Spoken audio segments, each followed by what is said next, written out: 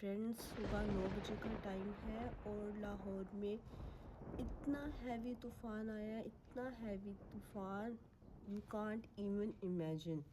आए मैं आपको दिखाती हूँ, लेट्स गो विद मी।